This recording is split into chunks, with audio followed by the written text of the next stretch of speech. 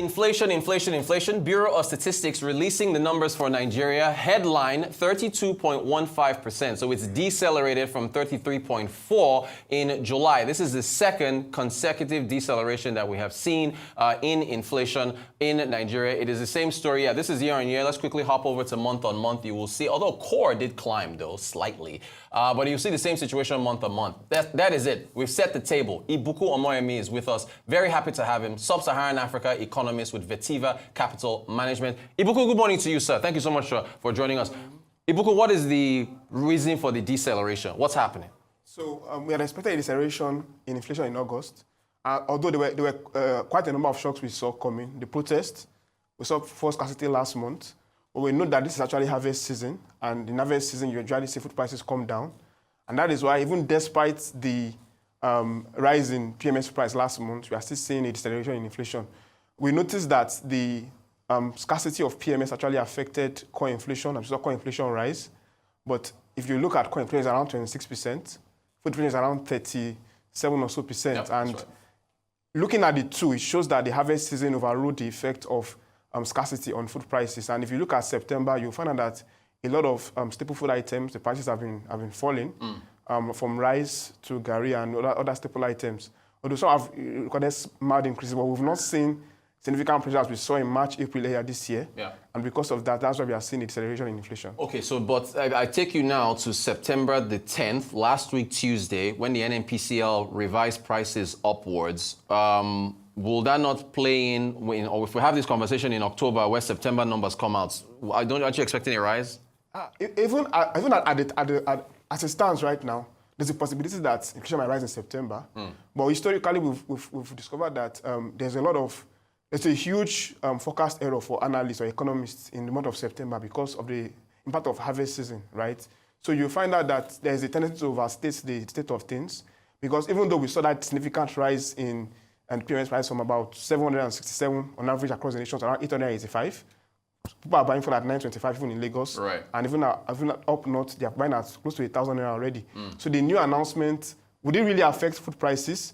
Well, I think the September numbers might skew towards the first 10 days than the last 5 days of the opening months of September, right? Last year when we had the subsidy removal issue, the MBS released a tweet that the survey will capture majorly the first 2 weeks of the month. And it just makes sense to look at it on the balance of scale, on the balance of things. Food prices actually fell in September, but it's very possible that the data might skew more to the opening days of September than to the latter days of September. But in October, there's a possibility that we might begin to see that effect, but it's still very open. Yeah. It's very possible that we can see inflation rise in September. So September, there's going to be a lot of controversy around where inflation is going to fall. Yeah. But if it falls, it's still in line with prediction that the harvest season is bringing food inflation down. And don't forget that this food, the factors it reacted to in February, March, April was not PMS price. Right. It was sales of food to neighboring countries, huge off-takers buying up our food, and because of our weak naira, right, our exports are cheaper.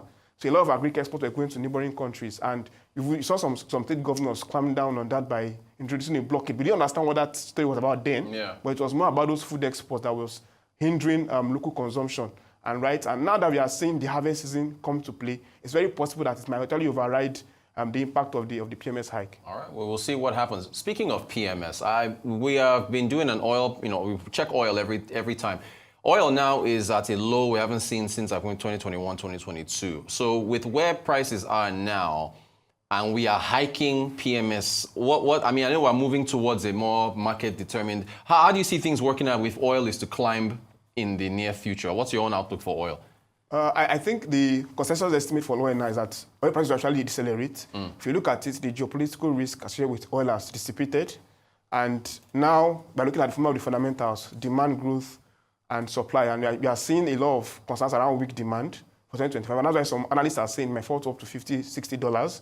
But again, we just keep monitoring that to see how that pans out. But there's really no much upside risk to oil, even in the near term. And I think that's even positive for PMS prices, right? But if you look at the flip side, that's not positive for Nigeria in terms of the fiscal revenue. Because, but again, I think we need to work around our fiscals a lot, because there are a lot of issues that need to be addressed in that respect. We know that the current administration has the tax reform in the works in order to replace all the huge taxes that are bringing in little or nothing to very few taxes that could raise our tax to GDP. So we'll keep watching out for what the fiscal guys have for us, and that would really impact how things play out. But for oil, we think that there should be measures to actually diversify from oil revenue. We've seen that in terms of customs, we've seen that in terms of other non-oil revenue sources. But of course, it has had a negative impact on trade because the huge custom tariffs led to a reduction in demand for certain, for example, cars and a lot of appliances. Yeah. Those tariffs is leading to even though it's leading to more revenue for the government, it leads to a weak consumer demand. So we think that albeit as long as oil prices don't overshoot, because high oil prices are also not too good for Nigeria because of the subsidy situation, but we think that further adjustment in the PMS price towards the accurate price will make us adjust better by the time the price begins to fall. So, but we think that the major factor driving the PMS price now is the exchange rate figure. Once the exchange rate begins to stabilize or begins to, like we said before, it's actually undervalued in terms of fundamental valuation. And when you look at the fact that most of the money that has been printed in the economy is reflected already in the exchange rate. Yeah. So going further from here, measures to improve output and to curb money supply expansion would actually help support the exchange rate. So it's very, will I say, unlikely to see a huge blowout in the exchange rate, given the fact that we have a domestic refinery and we have more coming on board. Although there might be some net offs, but we think that from here we might see maybe a bit of stability in the naira rather than outright depreciation or outright appreciation. Speaking of, that's upstream. Speaking of the Dangote refinery, we had you on the show a while back when you were, forecasting how it would help the markets and so on. There's a quote from Ipman. I don't even know if we should be addressing this, but I just wanted to bring it to your attention. I think he's in charge of welfare or something. We can put up that quote from him. He says that essentially the prices, here it is. Let's get it up here. If an NPCL can sell Dangote product higher than the imported product, it doesn't make sense. What is the celebration we're having all this while? What do you make of this? I'm surprised a marketer would be saying this, but what's your read of it? Because it's in papers today. Okay, so I think prior to now, there's been the element of under recovery in PMS pricing. Because as at the time we had our interview in June, we said PMS should be around 906 naira to a litre, 924 naira to a litre per litre, right? And now we are seeing 950 naira per litre. Right. So it just shows you that it just shows you that prices were not still reflective of the market circumstances. And like I said before, the February-March exchange rate depreciation, we didn't see a similar jump in PMS price in accordance with that FX weakness. So now that we are seeing that adjustment now, it's just to reflect that the exchange rate has moved from where it was before last year to where it is now, and we'll have to pay close to that price. But we think that going forward, there are a lot of factors that could actually help to support exchange rate stability and possible appreciation. We have the Naira for crude arrangements coming up in October. We'll keep monitoring to see how that will affect the pricing dynamics. Would there be a significant change in terms of reduction in prices or in terms of how the pricing will be? Because we have to find out that by the time, for instance, most of the crude that was bought for this PMS was bought maybe at $80 levels, on $7 levels. Levels are quite high, and now that you're seeing this current price. So what will be the terms for the new contract, as what exchange rate will be done, that will really determine where PMS prices will fall. There were speculations that it could go to as low as maybe 800 or 600. What you are saying is exchange rate will go to as low as 8,000 naira to $1. Right? So what really drives the PMS figure is the exchange rate and Brent price, but more so exchange rate, because in Nigeria, we've had more issues with exchange rate than with the Brent price. Now, I want you to put on your Monetary Policy Committee hat. I want to put up our charts. We've got two charts showing the trajectory of inflation since the devaluation of the Naira and since the first partial fuel subsidy removal, both for year-on-year and month-on-month. So, Ibunkun, if you're looking at this chart and you're at the MPC next week, you can see the trajectory, you see the deceleration for year-on-year. It's the same thing with month-on-month. What do you think they will do? It was even particularly more pronounced with month-on-month. But what do you think MPC is going to do next week when they meet? What happens? What do you think is going to happen?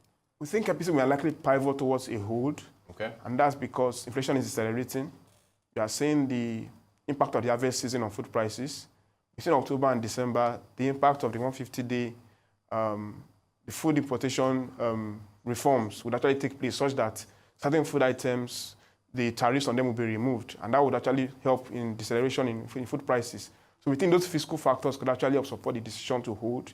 given the fact that the CBN has raised rates by about 800 basis points this year.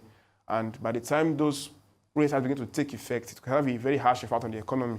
So you don't want to overheat the economy by raising interest rates, because every interest rate hike has a lag before it actually permeates the economy. So we think that it might likely hold for the rest of the year if possible. But we think that if there is a surprise increase in September and October, in November, they might consider a slight need for a slight hike, maybe 25 bips. But I think overall, if you look at the US Fed pivoting towards a rate cut, you will see that even at the current levels, our interest rates are quite attractive to foreign portfolio investors. Ibunkun Omoyeni, Sub-Saharan Africa Economist with Vetiva Capital Management. It is always a pleasure having you on the show to talk about exchange rate, in fact, the Nigerian economy, Sub-Saharan Africa in general. Thank you so much for your time. Really appreciate it.